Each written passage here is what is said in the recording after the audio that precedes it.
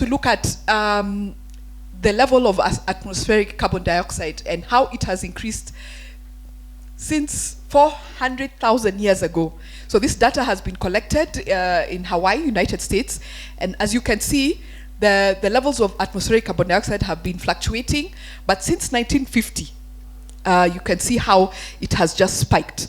That's the current levels of carbon dioxide, and this is why we are having this conversation. This is why we are here discussing what to do about that.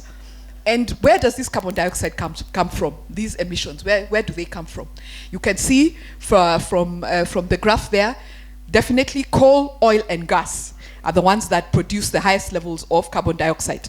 So as we are saying, coal, oil, and gas must remain where? In the ground. But we also have deforestation, and right at the top there we have, you know, concrete, the lime calcination. Okay.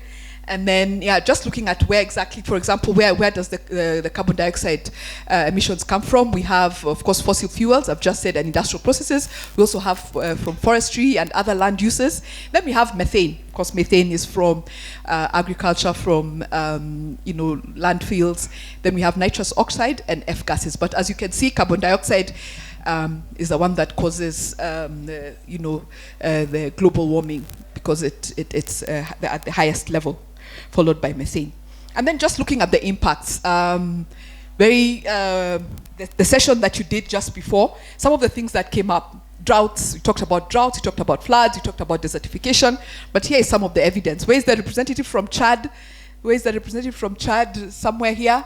Yeah, looking at Lake Chad and what it means, you know, looking at how the surface area of the lake has reduced over the years. You can see 1963, it was across 4 countries: Cameroon, Chad, Niger, and Nigeria. And as you go across to 2007 and even up to now, you can see how the lake has shrunk. And think about what it means. What does it mean? You know, a lot of resource conflict, a lot of, you know, a lot of issues related to the reduction in water surface. And you can see right now the lake is in Cameroon and no longer in Niger, Chad, and Nigeria. So definitely a lot of issues. And then just looking at what it means when you have the carbon dioxide emissions increasing. Of course, you can see the last 10 years have been the hottest years on record globally. And 2019 has been, you know, one of the hottest, the second warmest year on record. And so these are very important things, as we have been told by Madame Patricia, that these are very important things that we are talking about. And the past 5 years have been the hottest five years on record. Very important. But what does it mean? You know, what does this mean in terms of the temperature rising? If we continue business as usual and a world where we have, you know, 4 degrees Celsius of warming, what does it mean? We'll have, of course, sea level rise, multi-level sea level rise, Mombasa, Dar es Salaam, Accra, Cape Town, and most importantly, some of the small islands. Some of them now are already, you know, in big trouble. Fiji, Maldives, Seychelles, Vanuatu. Many of the people who live in Vanuatu, I think, are already, you know, thinking of moving out of what has been their home for many years. And what does that mean? Of course, we've talked about floods. It's very interesting that, you know, you brought out the issue of floods. So increase in frequency of floods across the globe, and we've seen also in the Sahel and Eastern Africa, but a 60% increase. Heat waves and floods, you know, and then the yields from agriculture, of course, will reduce as a result. Is this an irreversible change, and what can we do about it?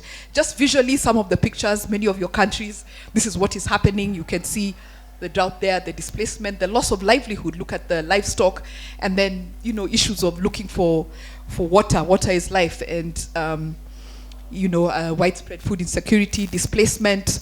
You can see what flooding means, and a lot of issues of equity.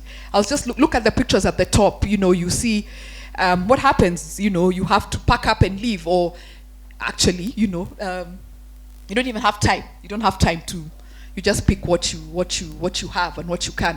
Lots of infrastructure. This is at the bottom. You can see tourism. These are you know, beautiful hotels that have been completely flooded. So when we're talking about impacts of climate change, very yeah, very devastating. Cyclone Yadi, the worst tropical cyclone in Africa, you can see the devastation, over 700 people dead, infrastructure destroyed in Mozambique, Zimbabwe, and Malawi. And maybe just a small personal, note about this. I always show this slide, but about 3 weeks ago, I met a lady who lost her husband and her children to the flood. And so it became very personal for me and for us to think about these things. What does it mean? We see these pictures, but there are real people who are affected and who, and then this is, out there somewhere in Europe. Where are the Europeans? Yeah, look at your nice, beautiful beach houses. The sea is coming and you can't stop the sea, okay? So sea level rise is real. And then just look at the cost of inaction. You can see that's a bridge that's, that has been washed away. But imagine having to now rebuild the bridge. First of all, you have lost the bridge, then you've lost lives, you've lost livelihoods, and two towns are cut off. But what's the cost of inaction? And you can see the transport ministry is asking for 17 billion to repair damaged infrastructure, whether it's roads, whether it's bridges, yeah. And so the cost of inaction is higher sometimes than the cost of action. So we need to think about building infrastructure that can withstand the impacts of climate change. And this is just, the UN Secretary General and Antonio Guterres just bringing it out as clearly as he can. He's somewhere on one of the islands, Tuvalu. It's one of the most vulnerable countries right now because the sea level is rising, and a lot of the people, the citizens of Tuvalu, have to relocate. So climate change is happening now, and to all of us. No country or no community is immune. And as always the case, the poor and the vulnerable are first to suffer. Okay?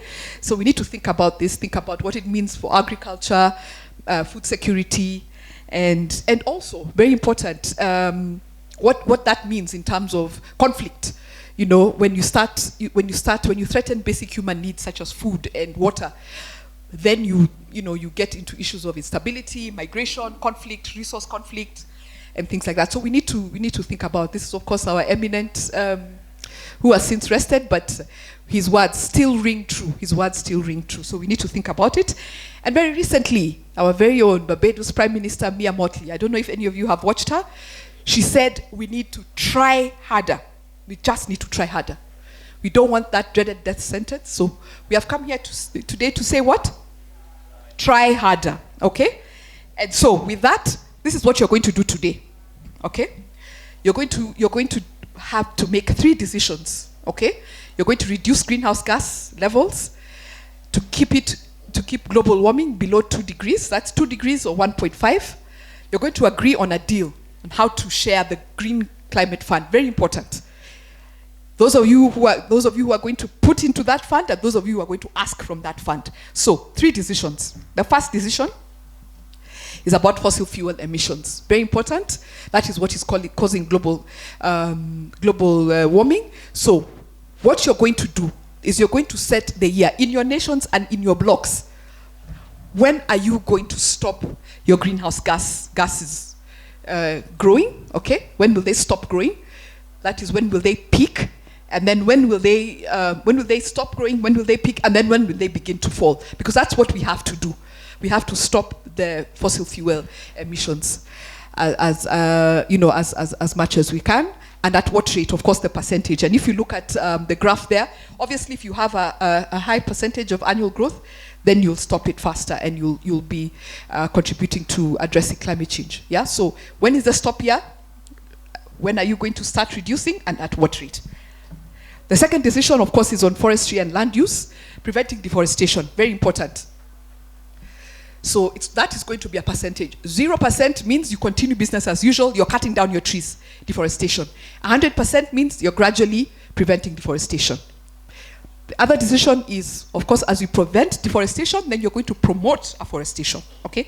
You're going to be, growing trees. We don't plant trees anymore, we are growing trees. So you set aside a new area for afforestation, and then, of course, 100% means you're promoting it over the coming decades. So that's the second decision, okay? The third decision is very important in terms of climate finance. We know the Green Climate Fund is supposed to have $100 billion US per year. So who is going to contribute to that fund? And then, of course, there are others who are going to ask from that fund, okay?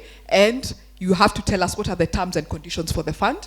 So the Green Climate Fund, of course, is going to provide for, response to climate change in many of the vulnerable countries. We've talked about the impacts. So are you talking about disaster relief, food and water, food security, immigration and refugees? Because you are going to have climate refugees. We already have climate refugees. And then, of course, reducing emissions. So that's what we're going to do, those three decisions. Then we have proposal forms on your table. I hope we all have the 6 blocks, okay? Those who are making the decisions. So that's what it's going to look like. So at the top there, you put your region, okay? Say, for example, other developing countries. Yeah, then you'll tell us, when are you picking your emissions? When are they going to start reducing? Which year, okay? And the year has to be in the future. We are now in 2022. So, and then the annual reduction rate, then the percentage of deforestation, afforestation, and then finally, your region's contribution to the global fund. Are you contributing? Are you requesting? And how much? Okay? And the conditions. So for that, we're going to give you 10 minutes. You have your fact sheets. You have, the information that you need. At the end of the 2 minutes, we'll have a 2-minute plenary, okay? You will choose a representative, okay, from each of your groups to come and tell us the decisions you have made and why. So you designate a representative, your decisions, and each of you will get 2 minutes. Is that okay? Are we clear? Any questions? Hey, we are clear. There are people who already want to start negotiating. Oh, is that clear? Yeah. Yes. Then after that, after